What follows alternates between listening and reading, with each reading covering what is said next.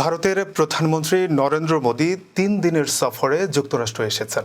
৪ দেশের জোট কোয়াড সম্মেলনে যোগ দিয়ে রোববার সস্ত্রীক আমেরিকার প্রেসিডেন্ট জো বাইডেনের সঙ্গে সাক্ষাৎ করেন মোদী।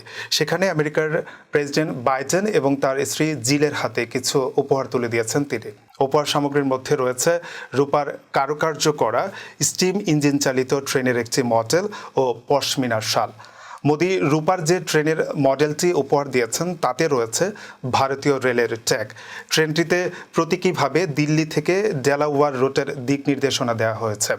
আমেরিকার এই ডেলাওয়ার শহরের বাসিন্দা প্রেসিডেন্ট বাইডেন। রূপার ট্রেনের এই মডেলটি তৈরি করেছেন মহারাষ্ট্রের শিল্পীরা। এতে রূপার পরিমাণ 92.5% বলে জানা গেছে।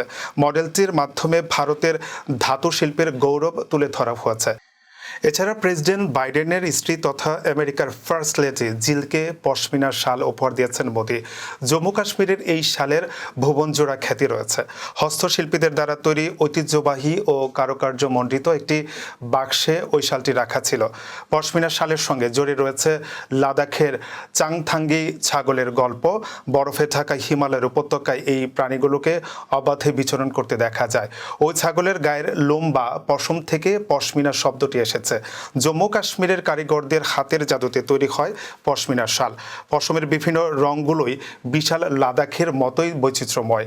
এই শালে ফেব্রিক রং করা হয় প্রাকৃতিক উপায়ে। গাছগাছালি আর খনিজ আকরিক থেকে আহরিত রং ব্যবহার করা হয় পশমিনা শালে। পশমিনার শাল যেমন সুন্দর চোখ ধাঁধানো, তেমনি সুন্দরের বক্সের ডিজাইন। হাতে তৈরি এই বক্সগুলো তৈরি হয় প্রাকৃতিক জিনিস দিয়ে। কাগজের মণ্ড এবং অন্যান্য প্রাকৃতিক জিনিস দিয়ে পেপার মেশে বাক্স বানানো হয়।